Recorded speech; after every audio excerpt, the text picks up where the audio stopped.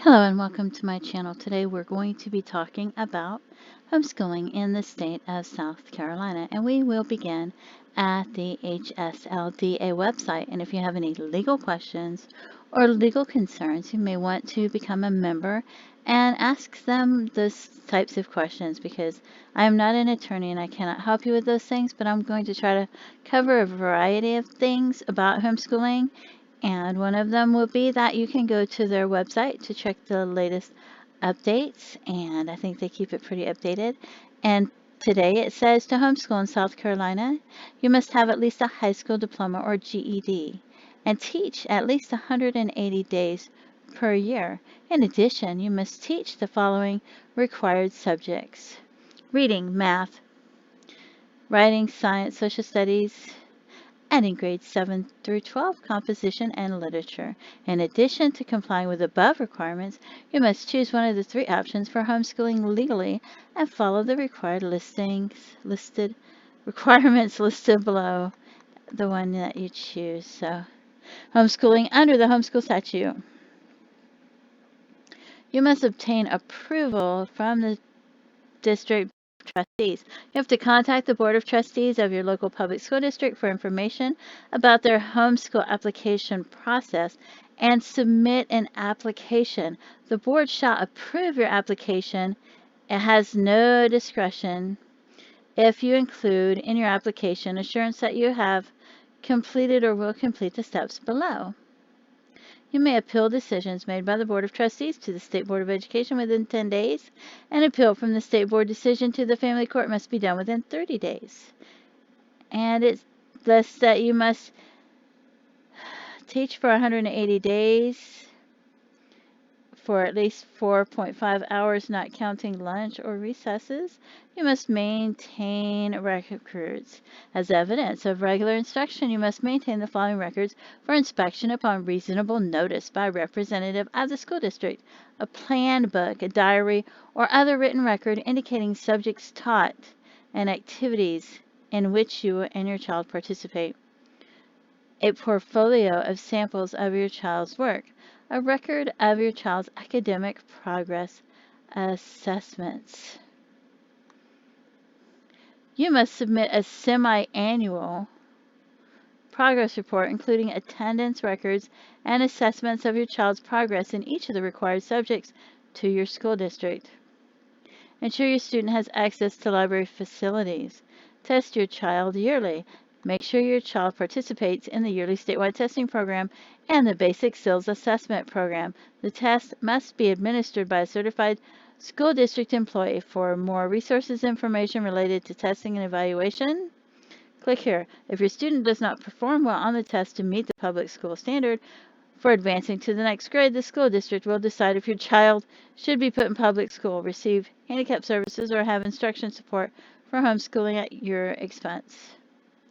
And then there's homeschooling with the South Carolina Association of Independent Homeschools. You may homeschool by enrolling in SCAIHS and follow the rules and policies for homeschooling that SCAIHS requires. Additional information about SCAIHS is available on its website. Homeschooling with a Homeschool Association, also known as a third option group. So you can see that one. Huh. So there's that. And you can read that. Okay, and then you can go through the frequently asked homeschool questions.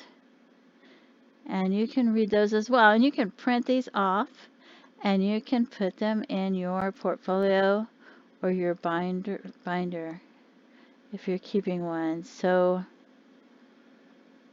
that you have that.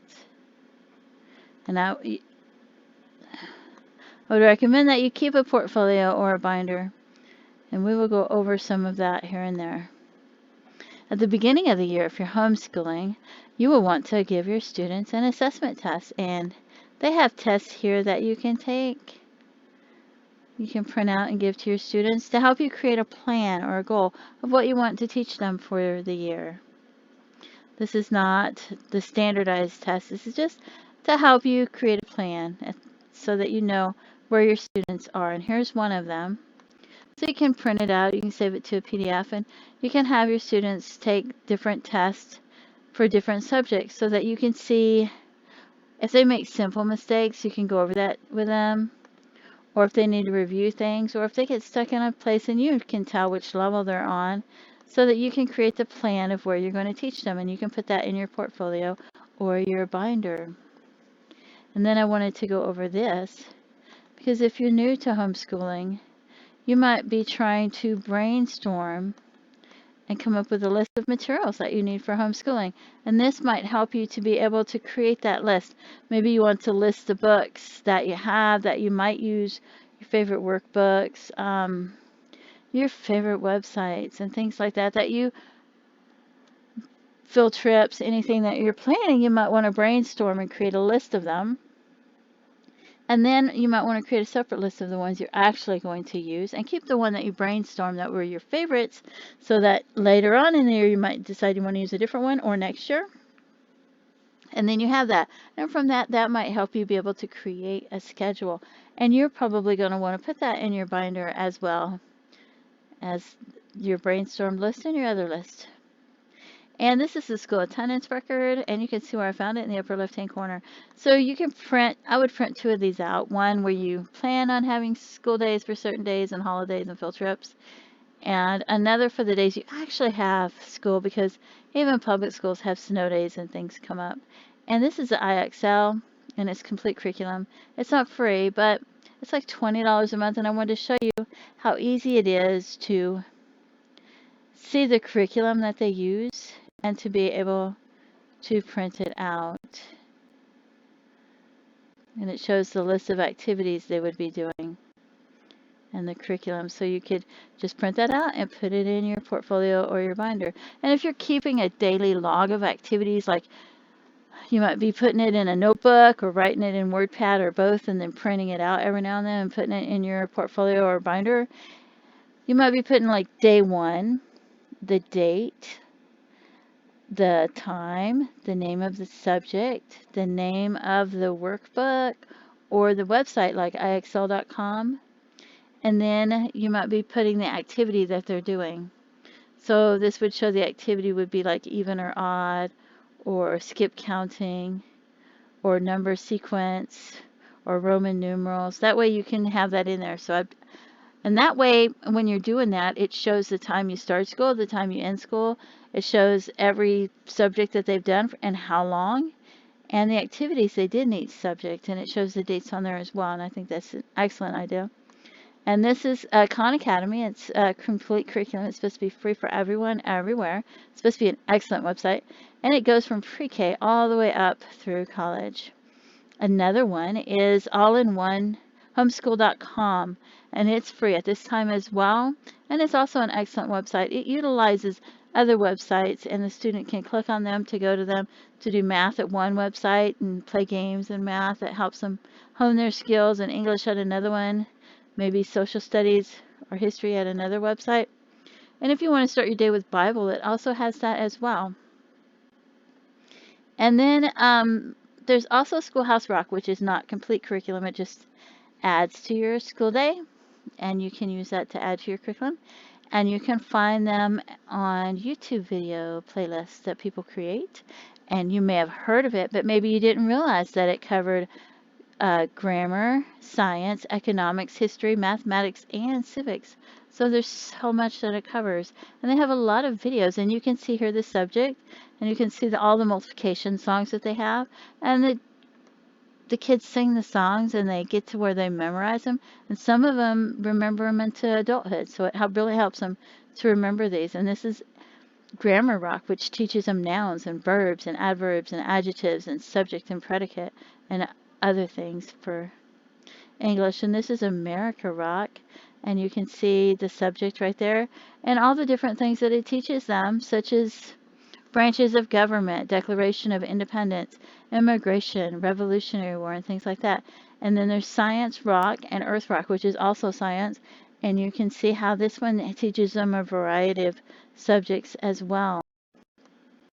So, and a variety of things within each subject. And there's Money Rock, And then down here we have Earth Rock. So if you go to YouTube video playlists, you can have them listen to these songs here and there throughout the day. Maybe you need a break and you want to make lunch, but you don't want to stop their schooling, and maybe they need a break from what they're doing. And singing these songs and watching these videos while they sing these songs makes it fun, and it doesn't feel like work while they're learning. It's just so much fun. It's an excellent resource. And this is c12.org, and this is the student one. And this one is very user-friendly. I have a lot of tabs open. So it's taken in a minute, I guess. So it's easy to use. And it has a variety of subjects. And you can see it has the different grades. So it's just an excellent resource, and you can check that one out as well. So if you want to add that to your curriculum and put it on your list of resources, I love it. And then there is this one, underthehome.org, and this is also an excellent resource, and it is also very user-friendly. Here's Mother Goose, and you can see the grades. I think it only goes up to like 5th grade, and then it's got the list of subjects. And if I click on Mother Goose to go to it, and I click on a lesson, you can see on the left-hand side how it will have the words, and on the right-hand side, it has a video so that they can listen to that as well. So it's just an excellent resource. So there's so many of them. I'm going to close some of these tabs. So I have so many open that I think it's freezing me up. And this one is en.childrenslibrary.org, and it's International Children's Digital Library. It has like 5,000 books, and some of them are different editions of the same book, but it's very user-friendly, and when you don't feel like going to the library or you need more books to read, and you can just click on it and go to it, and it just comes up right there, and you can see the pages. So you can click on the individual pages, and then you can use the upper right-hand corner to turn right or left through the pages. Another thing is, if when you take your children to the library, you might want to give them a list of library skills that you want them to learn. And as they learn them, you might want to create a certificate of completion to throw into their portfolio or binder. Because a portfolio or binder is an excellent keepsake to have years later.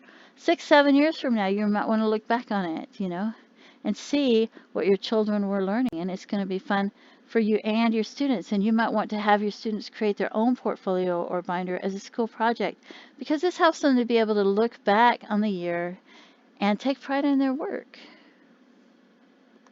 And this is spelling books to freely download, so you can go on there and you can find the spelling books, and there's a lot of them, so you can use one of those if you like. And this is a great website. It is Best Adolescents, so you can go check that out. And it has a variety of things on there other than just the spelling books.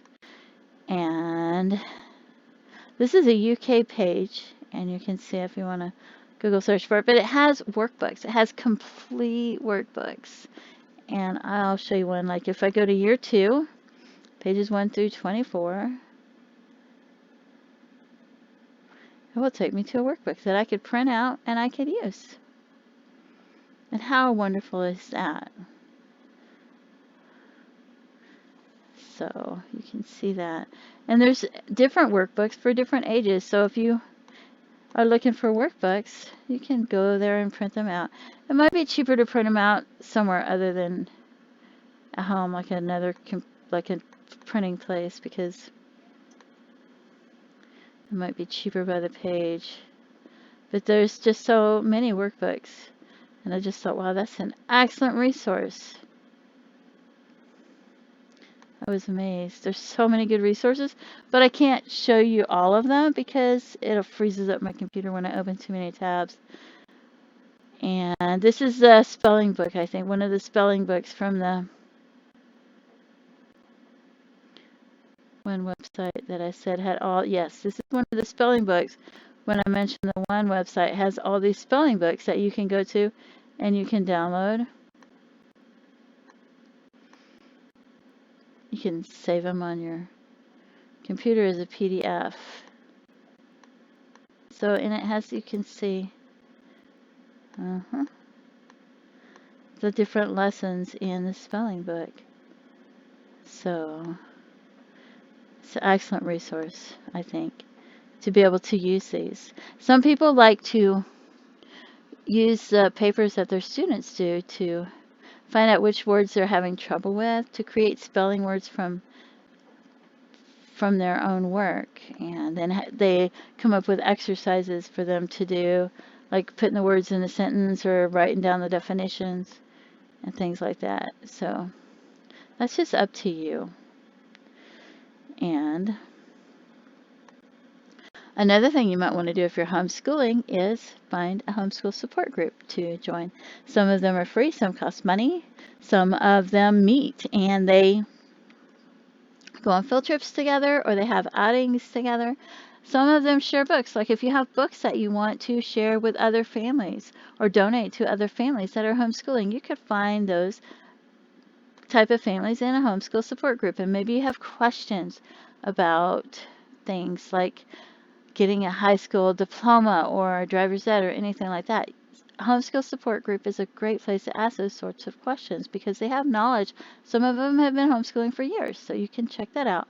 And if you're creating a portfolio or binder, some of the things you want to put in there, maybe a placement test or assessment test that you gave your students at the beginning of the year to see what level they're on, to create your plan, maybe your state homeschool laws with the date on it that you printed them out, copies of any forms that you had to file, a couple of calendars or attendance type records, brainstorming your favorite resources and creating a list, then the actual list of the resources that you use, list of field trips you plan on taking, contents from websites like iExcel or workbooks to show curriculum and the list of activities, sample works.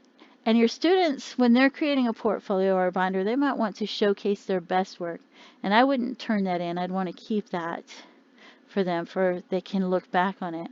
So, and then you might want to put in progressive work or a variety of skills in the portfolio or binder. Proof of any field trips you took.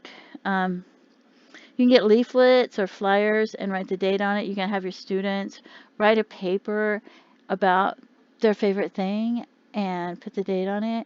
When you create a weekly schedule, you're going to want to put it in there. A daily log of activities showing like day 1, August 5th, the time, the subject, and the activity they did in each subject. Any standardized tests they take yearly or however often, you're going to want to put that in there. If you have them do self-evaluations where they're trying to see where they're at, how they learn best, and what their goals are, you might want to put that in there. And if you're writing assessments for them, maybe every 6 to 8 weeks, and for each subject and year end, make sure you put a positive spin on it. They're struggling with reading, but they have a positive attitude. And then maybe at the end of the year, they went up 5 reading levels, and you think that part of it was because of their positive attitude.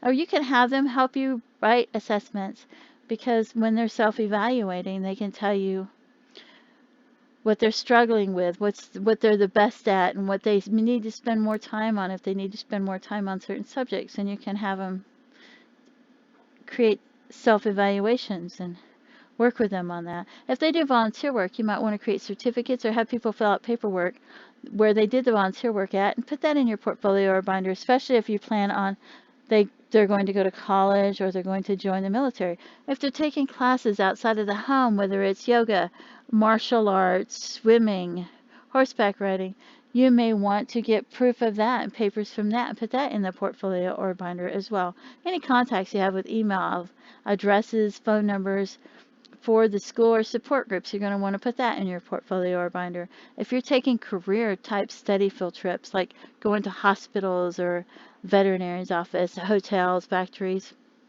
maybe you want them to create a list of questions asking them what type of education they needed, what kind of skills they need that they use throughout the day, their leadership skills, organizing skills, and that way they can write a paper on that, and maybe they can even do audio or video if they let them, and they can review that, and that may help them choose a career, understand the education they need for the careers, and it might just help them with interviews and communication skills later.